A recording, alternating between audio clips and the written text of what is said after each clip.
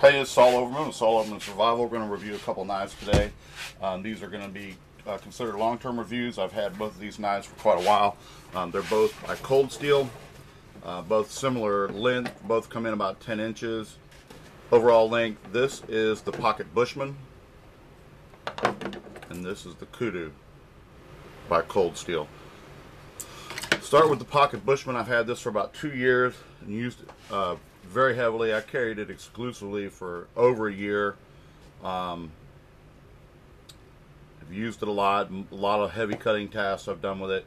So you can see the pocket clip on it. It lasted about 1.5 years, and then it got sprung, bent out. So I removed it. They just tear up your pocket anyway, although I did use that feature.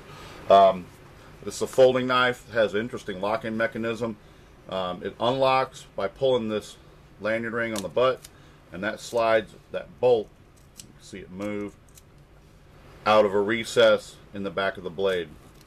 You see the mating surface here. Locks up extremely strong. I don't think you could get a stronger locking mechanism on a knife. It's very stiff and rigid. Even after 2 years of use, it's very stiff and rigid, no kind of wobble at all. The handle on this is just a simple piece of bent sheet metal bent into this U shape. It's one piece. There's a long spring that makes the bolt retract and spring back forward on its own, holding it in place. A long spring in here. Blade, it's probably like an AU6 type steel. It does seem to hold an edge pretty well for stainless steel. I don't really have any complaints about that. Obviously pretty corrosion resistant. I've had this in salt water numerous times. You can see there's not any real corrosion on it. I've cut food with it a lot. No food acid stains. It seems like the handle actually will stain more than the blade, probably because it's not quite as well polished. This knife, it does have the capability of being disassembled. Has Allen wrench type screws, a couple different sizes of it. Those are actually Torx. That's the word I was looking for. Torx nuts. Has a double thumb stud for one-handed opening, and you can't open it one-handed. It's a little tricky. It takes a little practice to open it with one hand. You can't really close it with one hand though, and it takes quite a strong pull on this, quite a few pounds of pressure in the spring, especially when they're new, to overcome that lock and retract that bolt and fold it. So you want to make sure you have a good tight grip on the knife itself so it doesn't slide back and possibly cut your hand. My experience with this knife, when I first got it, it was very tight.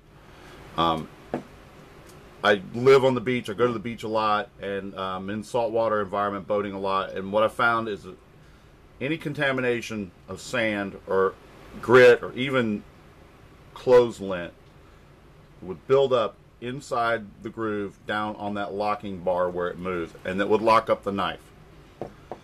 Would make it, you could usually get it open, but it would be very difficult to close it. It would bind that, and when you try to pull the bolt out of the way to retract the blade, it wouldn't retract.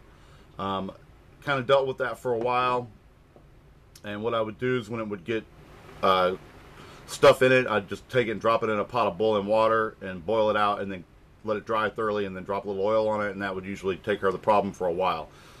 It got bound up really bad and contaminated by sand one day, and you could just hear the sand grinding when you pulled the bolt back, and when you move the blade, you could hear the sand just grinding away in there. So what I did at that point is I just started working it back and forth, opening and closing the blade, opening and closing it fully, pulling this thing out, you know, several hundred times, and you could hear that grit in there. And I dropped a little bit of oil in it to kind of soften that grit up a little bit, and you could hear that grit in there actually removing some of the metal.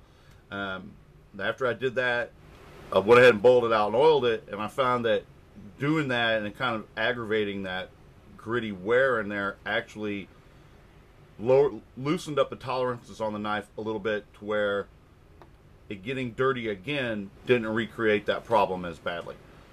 So it kind of did an accelerated break-in, and this is after I'd had it for about 6 months. I did kind of an accelerated break-in on it, and it seems to have helped it. But still, even though obviously there has been a lot of wear on that locking bar and on the the blade part itself, where it turns inside the handle, it's still very tight. There's not any looseness at all in the blade.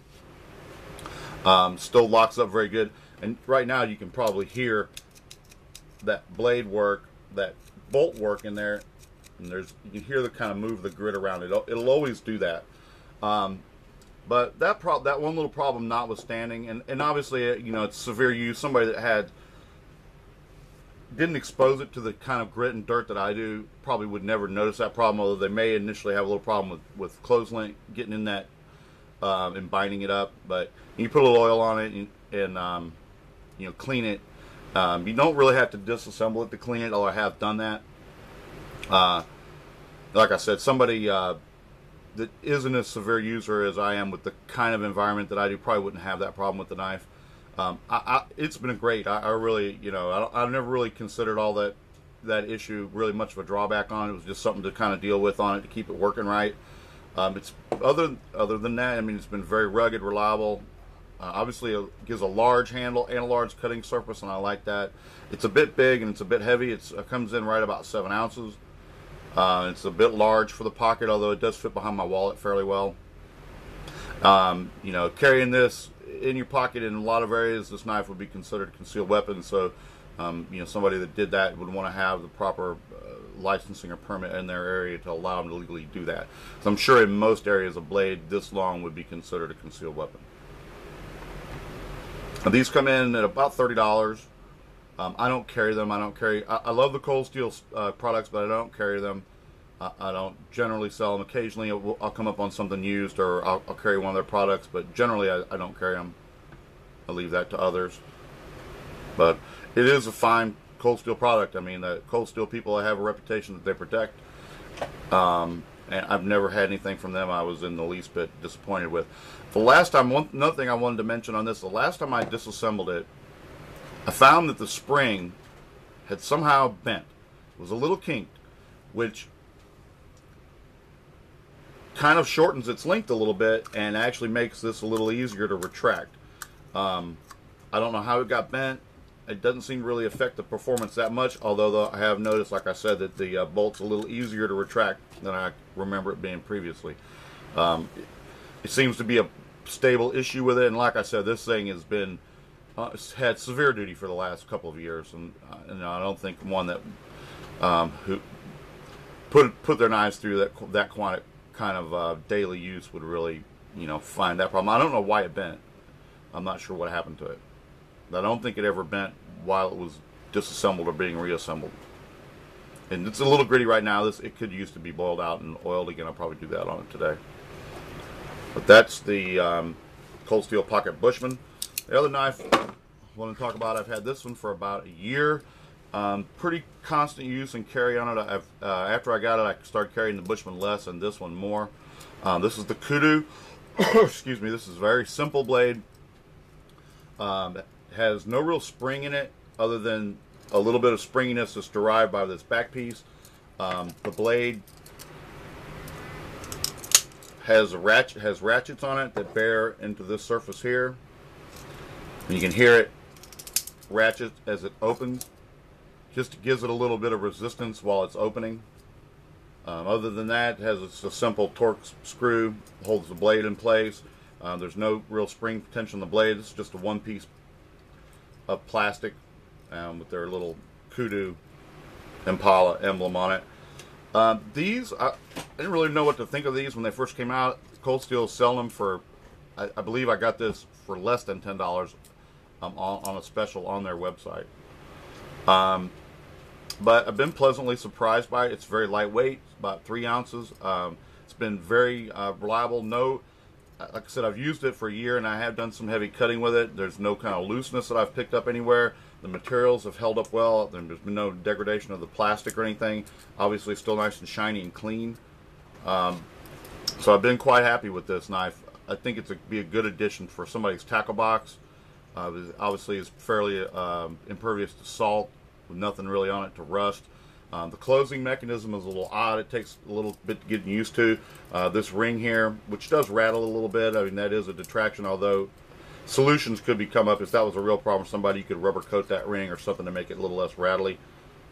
But that's the way it's closed is this ring is pulled while you simultaneously push the blade out of the locking notch, and then you can close it the rest of the way. You want to be careful not to get your fingers in the front side of it as it's coming down. And it opens quite easily. There's very little resistance to its opening, just that little bit of ratchet action from that slight bit of springiness in this bar here. You can see it locks up very securely. You can see where this locking knob projects actually through the handle and through the spring and bears on the front side of that spring. So it's very stiff lockup. From reading the Cold Steel's literature on this, I think this is taken off of an old European design that was sold in Africa at one time. These are made in the Orient. Another thing I've even been impressed on this is how well their etching is held up on it. Most knives you get that etching, any kind of blade decoration or etching like that, you use it a lot, sharpen it, clean it a lot, and it'll wear that right off. And this is held up well. You can still see the markings on it. And I use this. What I do mostly with this is cut cardboard boxes up when I'm making a custom box. It's one of the main things I do with it. I've done a lot of fishing with it, cutting bait, and cleaning fish with it as well. It's a very nice thin blade. It's very thin. It sharpens very easily. And this is probably an AU6 type steel too, I would imagine. High chrome content. It does dull up pretty fast. Cutting cardboard boxes is hard on any knife, but you know, you make a few passes and cut 5 or 6 feet of cardboard with it, and you'll be running it back, you know, on the diamond sharpener and giving it a little touch up. But it sharpens very easily because of the thin blade. Kind of a low-key knife. I don't, you know, something that's not likely to draw a lot of attention to itself. Although at this blade length, again, same with the Bushman, it probably does fall under some concealed weapons laws in a lot of states, or most states. So you'd want to be aware of that. I think that this would be a very good knife to build a little pouch sheath for. You can actually carry it in a sheath. So that's long-term reviews on 2 of the Cold Steel products. We have the Bushman and the Kudu. Thanks for watching, and thanks for your comments. It's Saul Overman. You have a great day.